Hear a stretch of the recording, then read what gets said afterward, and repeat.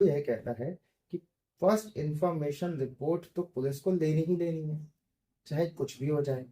But still police तो नहीं लेती है। पुलिस को अगर जब तक या तो कहीं मर्डर ना हो जाए, या कहीं रेप ना हो जाए, या कहीं कोई इतनी बड़ी दुर्घटना ना हो जाए, या कहीं जब तक एसपी साहब का दबाव नहीं होता तब तक एफआईआर दर्ज नहीं करती। उनको कागज घिसने में बड़ा आलस आता है। पुलिस वालों की बिल्कुल मटिया मैल हो जाती है अगर कोई व्यक्ति उनसे बोल दे एफआईआर दर्ज करा दो, ये एफआईआर दर्ज कर लो हमारी। उनको बड़ा बुरा लगता है, उनको ऐसा लगता है उनकी किडनी मांग ली हो किसी ने। पुलिस नहीं लिखती एफआईआर, आमतौर पे तो नहीं लिखती। हाँ, आप कुछ खर्चा पानी वगैरह करते हो तो वो बात अलग है, वो विषय से नहीं जाना चाहिए तो मैं जाऊंगा ना। अब यहाँ पे होता क्या है, सबसे पहले आपने किसी कोई घटना हुई आपके साथ, फॉर एग्जाम्पल मारपीट, बहुत छोटा सा मामला लेते हैं, किसी व्यक्ति ने आपको धक्का मुक्की कर दी, गाली गलौज कर दी, मारपीट कर दी। अब आपके पास, भाई आप गए थाने, थाने में ड्यूटी ऑफिसर मिलेगा, आप ड्यूटी ऑफिसर के पास जाएंगे, उसको घटना पूरी तरीके से बताएंगे कि सर मेरे साथ ऐसा ऐसा ऐसा ऐसा। वो कहेगा हमको एक लिखित में आवेदन दे दो और जाओ। ऑब्वियस सी बात है। अब आप कुछ कर तो सकते नहीं, वो कह रहा है लिखित में आवेदन दे दो, तो आप एक प्रिसाइज फॉर्म में पूरी घटना क्रम बाय क्रम, किसने मारा, किसने धक्का दिया, उसका नाम क्या था, उसका पता क्या था, उसका मोबाइल नंबर क्या है, किस किस व्यक्ति ने देखा उस घटना को, और एविडेंस क्या है, सीसीटीवी कैमरा लगा था कि नहीं लगा था, ईच एंड एवरी डिटेल आप उस एप्लीकेशन को शांति से 15 मिनट किनारे बैठ के ड्राफ्ट करें। बहुत अच्छे से ड्राफ्ट करें। उस ड्राफ्टिंग में आपको किसी और व्यक्ति की जरूरत इसलिए नहीं है, आपको हिंदी में लिखते बस आना चाहिए। उसके अलावा उस एप्लीकेशन को ड्राफ्ट करने के लिए कोई अन्य स्किल की जरूरत नहीं है। आपको हिंदी में लिखना बस आना चाहिए, आपकी मात्राएं सही होनी चाहिए बस। उसके अलावा आपको कोई पर्टिकुलर लॉ की डिग्री नहीं चाहिए एक एप्लीकेशन पुलिस थाने में देने के लिए, क्योंकि इसमें किसी प्रकार से आपको कोई कानून नहीं बताना है, ना ही आपको इसमें किसी प्रकार से कोई अलग सी कोई चीज बतानी है। आपको सिर्फ और सिर्फ ये बता देना कि आज मैं घर से निकला तो यहाँ यहाँ यहाँ पहुंचा, यहाँ यहाँ फला व्यक्ति ने मेरे साथ ऐसा ऐसा ऐसा ऐसा किया, उसको ऐसा ऐसा लोगों ने देखा है, बस एफआईआर करना चाहता हूँ, जांच की जाए, खत्म। इतना गाइड तो आपको पुलिस वाला थाने में ही कर देगा कि उसमें क्या क्या लिखना है। अब आपने एप्लीकेशन दे दिया, अब आप घर आ गए। अब आपको लग रहा है पकड़ेंगे पकड़ेंगे पकड़ेंगे पकड़ेंगे, वेट कर रहे हैं कि पुलिस भाई एक्शन लेगी, मुलजिम को पकड़ेगी, एफआईआर दर्ज करेगी, हमको न्याय मिलेगा। ठीक है, वो रोता हुआ हमारे पास आएगा, भैया एफआईआर वापस ले दो, वापस ले दो। ऐसा आमतौर पे नहीं होता है, इसका बिल्कुल उल्टा होता है। आप जाते हैं पुलिस स्टेशन, सर एफआईआर क्यों नहीं लिखी, सर क्या हुआ, सर मैं परसों आवेदन देके गया था, सर सर।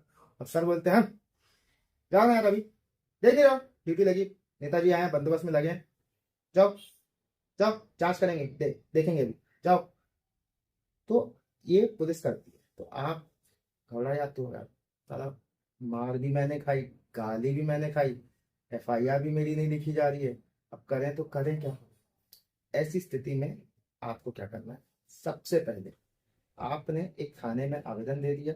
थाने में आवेदन देने के बाद अगर आपका 3 से 4 दिन 5 दिन तक आपको कोई सेटिस्फैक्ट्री रिप्लाई या सेटिस्फैक्ट्री कुछ आपको कार्रवाई समझ में नहीं आ रही है, तो आप एक एसपी ऑफिस में आवेदन और दे दो। एसपी ऑफिस में आप एसपी साहब से पर्सनली मिलके भी आवेदन दे सकते हैं। उससे एक बेस्ट चीज ये हो जाती है कि वो डायरेक्ट कर देते हैं तुरंत सीएसपी को, या फिर उनसे जो नीचे ऑफिसर्स होते हैं उनको। तो हो सकता है कि आपका काम बन जाए। तो आप एक आवेदन एसपी साहब को दे दो। अगर कॉग्निजेबल ऑफेंस होगा तो फिर एसपी साहब तो बिल्कुल तुरंत ले लेंगे, और नॉन कॉग्निजेबल होगा तो मेनली वो कहेंगे कि आप वहाँ आवक जावक में जमा कर दीजिए। अब आपने क्या किया, आपने एसपी साहब को भी दे दिया। अब भी 2 दिन 3 दिन 4 दिन 5 दिन 1 हफ्ता बीत गया, कुछ हो ही नहीं रहा है, क्या करें। अब क्या करें भैया, अब आप क्या कर सकते हैं, आप एक सीएम हेल्पलाइन में कंप्लेन कर सकते हैं। यह बिल्कुल बेसिक चीजें बता रहा हूँ, जो जिन इन जानकारी के लिए आपको किसी वकील के पास जाने की जरूरत नहीं है। ये बिल्कुल बेसिक है, और आजकल आमतौर पर लोगों को पता भी होता है ये चीज की क्या करना है। आप एक सीएम हेल्पलाइन कर सकते हैं। सीएम हेल्पलाइन जब आप कंप्लेन डालेंगे तो पहले हफ्ते पुलिस आपको टच भी नहीं करेगी, टच नहीं करेगी यानी पुलिस भाव नहीं देगी, अरे हाँ सीएम हेल्पलाइन डाल दी तो क्या होता है, हाँ ऐसी बहुत सीएम हेल्पलाइन पड़ी है, हाँ। 1 हफ्ते 10 दिन बाद पुलिस का फोन आएगा, बुलाएगा आपको, एसआई लेवल का अधिकारी, टीआई लेवल का अधिकारी बुलाएगा आपको, भैया आ जाओ, बात करनी है आपसे। आप जाओगे, वो आपको इतना मैनिपुलेट कर देगा, इतना मैनिपुलेट करेगा, शाम दाम दंड भेद डरा डरा के कुछ भी करके, अरे कुछ नहीं होता, सीएम हेल्पलाइन ऐसी 10 सीएम हेल्पलाइन आती है, वापस ले लो, कर देंगे ना कार्रवाई, बुला दिया उसको हमने, बोल दिया ऐसा कर देंगे वैसा कर देंगे, तो अभी वापस लो, हम कार्रवाई कर रहे हैं, अगले हफ्ते कर देंगे, 15 दिन बाद कर देंगे, बहुत सारे नाटक आपको देंगे, पर आपको किसी भी झांसे में नहीं आना। अगर आपने सीएम हेल्पलाइन वापस ले ली, आपकी एफआईआर नहीं करेंगे वो, दोबारा सीएम हेल्पलाइन लगानी पड़ेगी, प्रोसेस लंबा है। अरे रहो साहब, नहीं देंगे हम वापस, बिल्कुल नहीं देंगे, आप जो कर लो हम नहीं दे रहे वापस, सीएम हेल्पलाइन हम वापस नहीं देंगे। आप वहीं पे एक और सीएम हेल्पलाइन लगा दो कि सर ये मुझको बोल रहे हैं वापस लेने के लिए, सीएम हेल्पलाइन वापस लेने के लिए बोल रहा है। सीएम हेल्पलाइन किसी भी कीमत पर वापस नहीं देनी चाहिए जब तक आपका काम पूरी तरीके से हो नहीं गया हो। सीएम हेल्पलाइन किसी भी स्टेट की हो, बहुत इंपॉर्टेंट और बहुत कारगर चीज है। सीएम हेल्पलाइन की ताकत ऐसी है कि वो अधिकारी दर अधिकारी पड़ती जाती हो।